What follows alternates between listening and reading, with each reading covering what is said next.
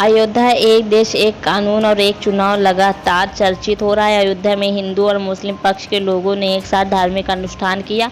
तपस्वी छावनी के पीठधीश्वर जगत गुरु परमहंस आचार्य अचानक बाबरी के पक्षकार रहे इकबाल अंसारी के आवास पर पहुंचकर एक देश एक चुनाव पर अंसारी से समर्थन मांगा। अंसारी ने भी बिना देर के समर्थन दे दिया। इस दौरान इकबाल अंसारी ने दुआ मांगी कि देश में एक देश एक चुनाव काबुल हो सके। आचार्य परमहंस दास ने भी इसके लिए तुलसी की माला से मंत्रों का जाप किया। उन्होंने मंत्रों के साथ वेद की ऋचियाओं को पाठ भी किया। इसी मौके पर जगत गुरु परमहंस आचार्य ने कहा कि एक देश एक कानून एक चुनाव की मांग लंबे समय से हम लोग कर रहे हैं। पूर्व राष्ट्रपति एपीजे अब्दुल कलाम ने कहा था कि जिस दिन भारत में एक चुनाव लागू हो जाएगा उस दिन देश में विकास की रफ्तार बढ़ जाएगी। जिस दिन एक कानून हो जाएगा उस दिन देश का विकास होगा। एक देश का चुनाव और एक कानून राष्ट्र हित में सत्ता पक्ष और विपक्ष दोनों का इसका समर्थन करना चाहिए। कहा कि शुभ काम जल्द पूरा हो जाए, इसके लिए वेद की ऋचाओं का पाठ किया जाएगा। भगवान से प्रार्थना की है कि सभी देशवासी सत्ता और विपक्ष के साथ मिलकर इसे सफल करें।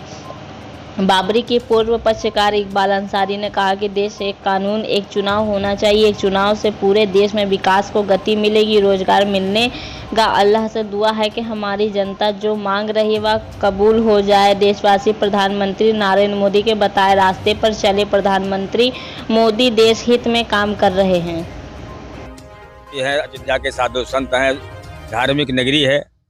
तो जहाँ पे अयोध्यावासी जो है जिस काम में हाथ डालते हैं वो जो है यहाँ की देवी देवता जरूर उसको सुनते हैं, क्योंकि पूरी दुनिया के लोग जो है अयोध्या आते हैं तो इसी आस्था पे आते हैं। अयोध्या धर्म की नगरी है।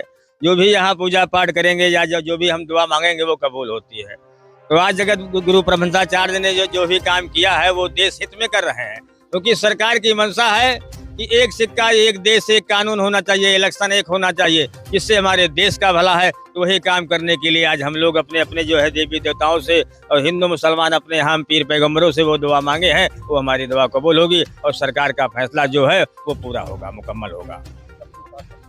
बिल्कुल सबको साथ आना चाहिए, क्योंकि ये हिंदुस्तान है। देश हित में जो काम हो रहा है वो सबको साथ आना चाहिए। सब लोग मिल के करें और सरकार को चाहिए कि सरकार की जो मंशा है वो पूरी हो।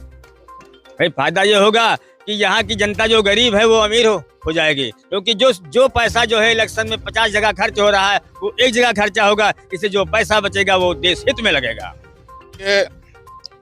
एक देश एक चुनाव और एक देश एक कानून को लेकर के पहले जो है स्वर्गीय डॉक्टर एपीजे अब्दुल कलाम ने कहा था कि जिस दिन एक देश एक चुनाव लागू हो जाएगा उस दिन भारत की विकास की रफ्तार बहुत तेजी से बढ़ जाएगी। क्योंकि होता क्या है, चुनाव तो होना ही है। अलग अलग समय पर अलग अलग चुनाव कराने में समय भी बर्बाद होता है, अधिकारी भी नेता भी सब परेशान होते हैं, जनता परेशान होती है और धन भी ज्यादा लगता है। जब सारे चुनाव एक साथ कर दिए जाएंगे तो समय की बचत होगी, धन की बचत होगी और वह धन देश हित में लगेगा, जनता के लिए लगेगा। इसलिए एक देश एक चुनाव और एक देश एक कानून को लेकर के हम और इकबाल भाई साहब विगत कई वर्षों से कई तरह के कार्यक्रम कर चुके हैं। मेरा मानना यह है कि राष्ट्र हित में जो कार्य है वो चाहे सत्ता पक्ष है चाहे विपक्ष है, सबको सहमति बना करके आगे बढ़ना चाहिए।